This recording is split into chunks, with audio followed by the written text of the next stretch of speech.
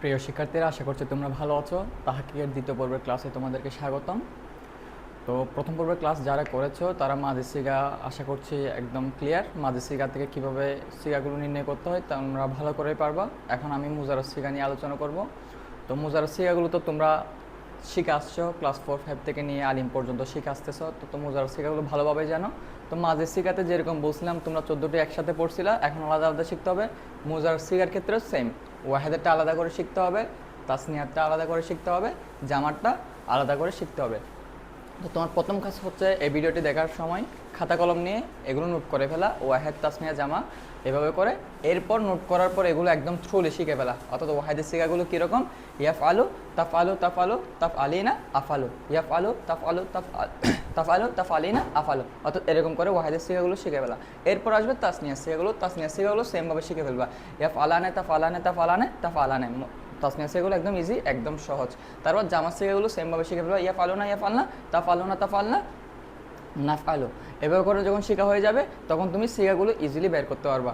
তাহলে তোমাদের প্রথম কাজ হচ্ছে ওয়াহেদের সিগা ভালো করে শিখে ফেলা 5টা, তাসনিয়া সিগা ভালো করে এক লাইনে শিখে ফেলা 4টা, এরপরে জামার 5টা সিগা এক লাইনে ভালো করে শিখে ফেলা। যখন তোমাদের এটা শিখে শেষ হয়ে যাবে তো তোমরা তো প্রথম ক্লাসে করছো, প্রথমটা মুজাক্কর তারপরটা মুয়ান্নাস, আবার মুজাক্কর আবার মুয়ান্নাস, মুজাক্কর মুয়ান্নাস এভাবে নির্ণয় করি। আর গায়েব হাজারের প্রথম ক্লাসে শিখে ফেলছো, প্রথম 2টা গায়েব তারপর 2টা হাজার। তাহলে তোমাদের মোটামুটি মুজাররদ সিগাও ক্লিয়ার। প্রথম ক্লাস যেহেতু করছো, দ্বিতীয় ক্লাসে আর মুজাররদ সিগা নিয়ে অত টেনশন নেই। এখন কথা হচ্ছে তুমি এগুলো কীভাবে বের করবো, আমি উদাহরণ দিয়ে দেখাই। আমি একটা উদাহরণ লিখলাম।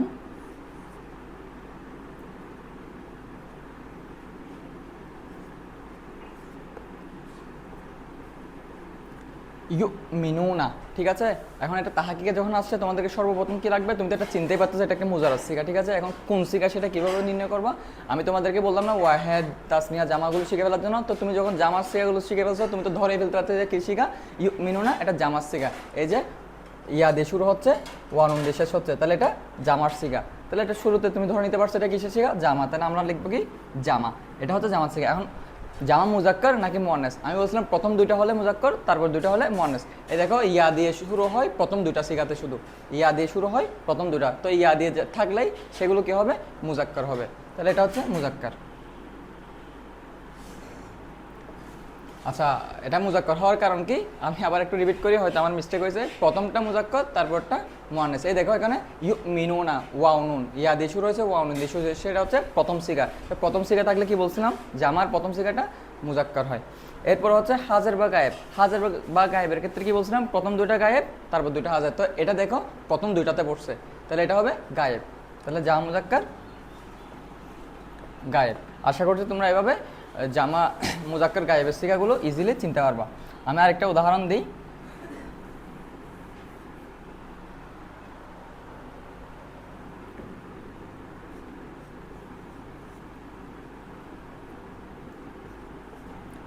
লিখলাম তানসুরু, এটা কি সিগা। তো তোমরা তো ওয়াহেদের সিগাগুলো মুখস্থ করে ফেলছো।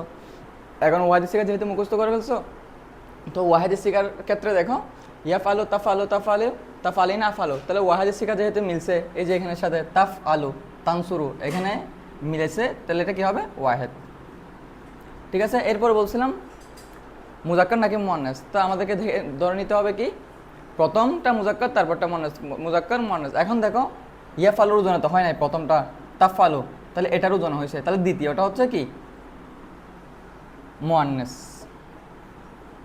এখন দেখো এই দুটোটা সেম, তাহলে এটা তো আবার প্রথমটাতে পড়ছে, প্রথমটা মুজাক্কর মুয়ান্নাস মুজাক্কর, তাহলে মুজাক্কর মুয়ান্নাস তো সেম, তাহলে এটা মুজাক্করও হইতে পারে আবার মুয়ান্নাসও হইতে পারে।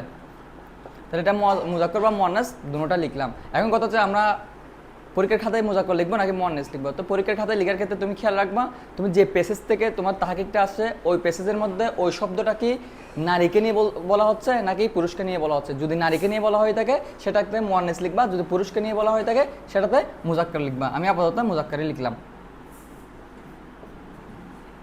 ওয়াহেদ মুজাক্কর। এখন গায়েব এবং হাজার চেনার উপায় কি, প্রথম 2টা গায়েব তারপর 2টা হাজার। এখন দেখো প্রথম 2টা হচ্ছে গায়েব, তো এটা তো গায়েবের মধ্যে পড়ছে, আবার দ্বিতীয় 2টা হাজার, তো এটা হাজারের মধ্যেও পড়ছে।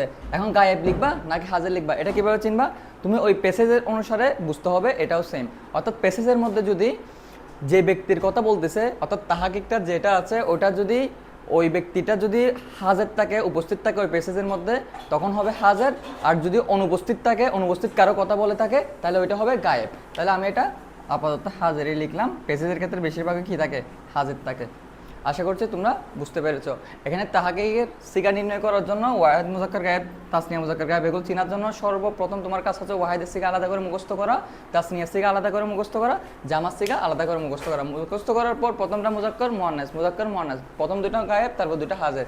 তো জামা, তাসনিয়া, ওয়াহিদ এগুলোর সাথে মিলানোর পর প্রথমটা হচ্ছে নাকি দ্বিতীয়টা হচ্ছে, এটা মিলাই মুজাক্কার মুয়ান্নাস বের করবা। আর প্রথম দুটার মধ্যে পড়লে গায়েব, তারপর দুটার মধ্যে পড়লে হাজির, এভাবে করে বের করবা। তো তোমাদের কাজ হচ্ছে আজকে মুজারের শিখাগুলো ভালো করে শেখা, এরপর ওয়াহিদের শিখা আলাদা শেখা, তাসনিয়ার শিখা আলাদা শেখা, জামার শিখা আলাদা শেখা। আর মুজারা নিয়ে যদি কোনো প্রশ্ন থাকে তোমরা করতে পারো, আমি নেক্সট ক্লাসে এটা নিয়ে আলোচনা করব। ধন্যবাদ সবাইকে, আসসালামু আলাইকুম।